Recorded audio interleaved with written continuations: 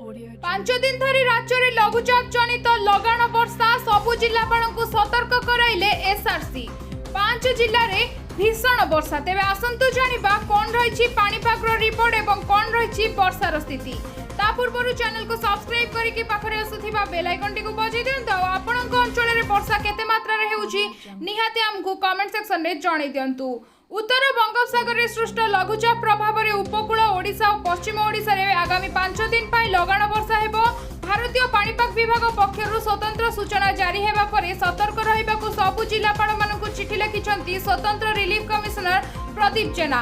विशेषकर उपकूल और पश्चिम ओडिशा जिल्ला रे थिबा तलिया अंचल गुड़िक पानी जमीबा जोगु लोक जेपरि जलबंदी न हुअंती सेथिपई आगुआ पदक्षेप नेबाकु एसआरसी निर्देश दैछंती। समुद्र अशांत रहिथिबारु अगस्त 5 तारिख रु 6 तारिख पर्यंत मत्स्यजीवी मानक समुद्र भीतर को जीवाकू बारण करा जायछि। तेबे एसआरसी श्री जेना कहिसंती जे बंगोपसागर में सृष्टि होइथिबा लघुचाप वलय सृष्टि होइछि। एही लघुचाप वलय पश्चिम और बांग्लादेश आकाश रे रहिछि। एहा आगकू घनीभूत होई घूर्णिझड़र रूप नै पारे। तेबे आसंता 24 घंटा भीतर एनै चित्र स्पष्ट हेबो।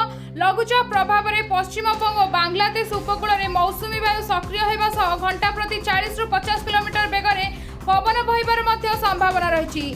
जहाँ जो आसंता काली ओडिशार मयूरभंज बालेश्वर भद्रक जाजपुर ढेंकानाल केन्दुझर संबलपुर जिलार प्रबल अति प्रबल वर्षा होबार संभावना रही।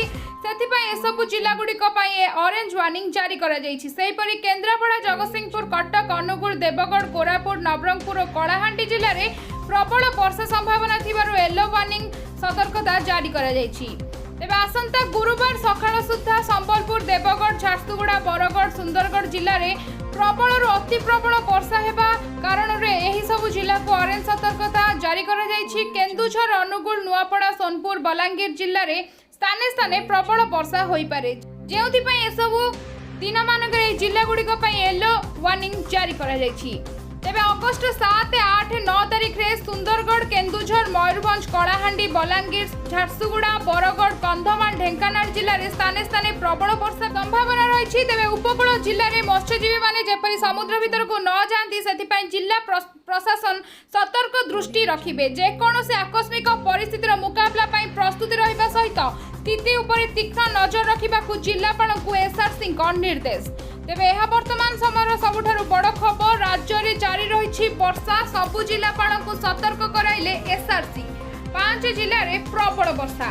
तेबे निश्चित भाव आपण माने सतर्क रुहंतु, सावधान रुहंतु। मत्स्यजीवी माने समुद्र मध्य को जांतु नाही। आ आपणक अंचल रे स्थिति कोन रही आमको एठारे वीडियो माध्यम रे अपडेट दियंतु। एठारे हम व्हाट्सएप नंबर टी शो करूछि। आपणक अंचल स्थिति आमको एही नंबर रे ही अवगत करांतु। तेबे यह थिला वर्तमान पाणीपाग रिपोर्ट। या परे कोन रहबा आगामी रिपोर्ट आमे ने आसु नेक्स्ट वीडियो रे। सेति लागि आपण जदि पाणीपाग रे टिकनिकी रिपोर्ट जानिया को चाहुचंती चैनल से कनेक्ट हे रुहंतु। चैनल को सब्सक्राइब करके पाखरे आसुथिबा बेल आइकन टी को बजाई दियंतु। वीडियो टी को लाइक कमेंट से निश्चित करंतु। से पर्यंत मु रहिली नमस्कार।